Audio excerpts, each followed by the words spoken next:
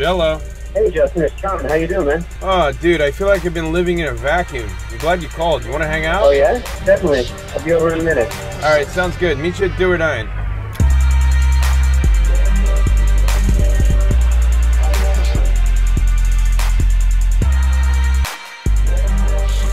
Don, thank you for being my foodie call.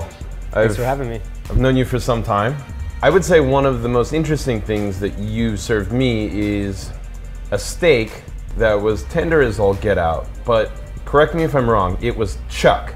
That's correct. The chuck's the shoulder of a cow, usually a very tough cut. We portion it and then we slow cook it sous vide. This is why you're here. Sous vide means literally what? Under vacuum. Under vacuum. Under vacuum. It's any cooking medium where the product that you're cooking is sealed in a vacuum bag. What's the purpose of vacuum sealing? Well, it allows you to cook that product sous vide at a low temperature, a very constant temperature in a water bath. And you'll get a very different result than you would cooking it traditionally in a pan or roasting it in the oven.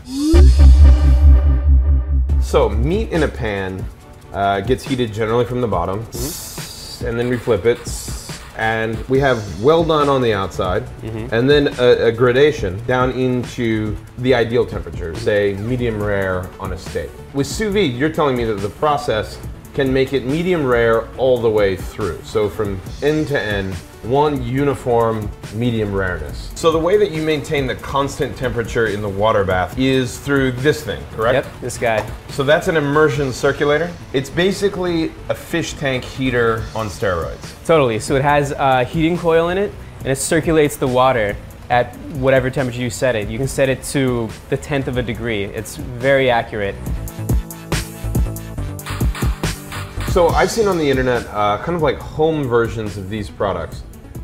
Is this something that a home cook could do? Absolutely, and you can pick up a great immersion circulator for about 200 bucks now online. But I would say if you're cooking at home, definitely do your research. Know times and temperatures for things.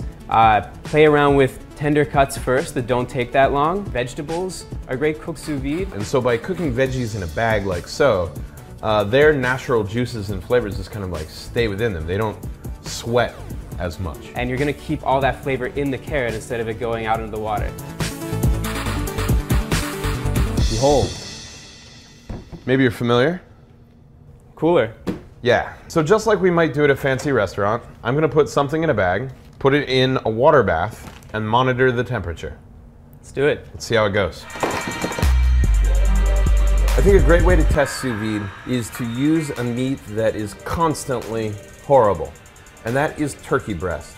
I agree with you. Turkey breast is one of the most commonly overcooked cuts of meat there is. So we know what we need to correct. Hopefully sous vide can do it.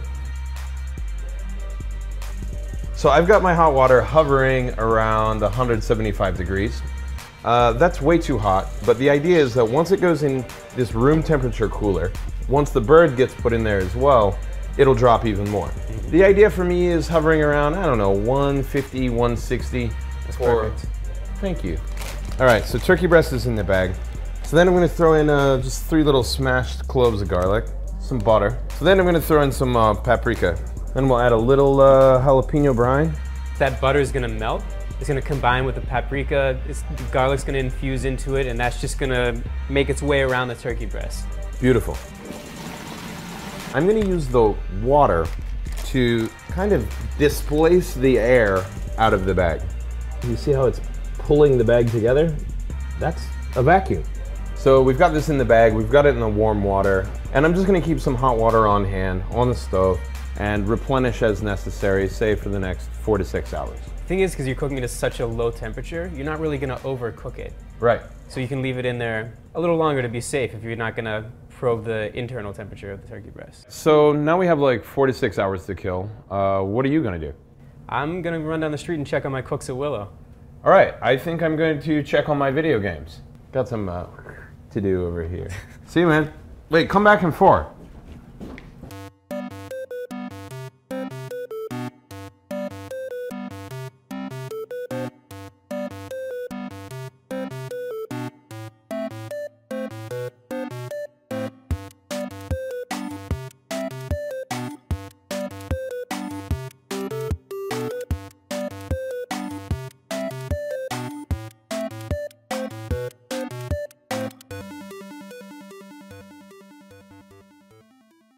How they doing down there?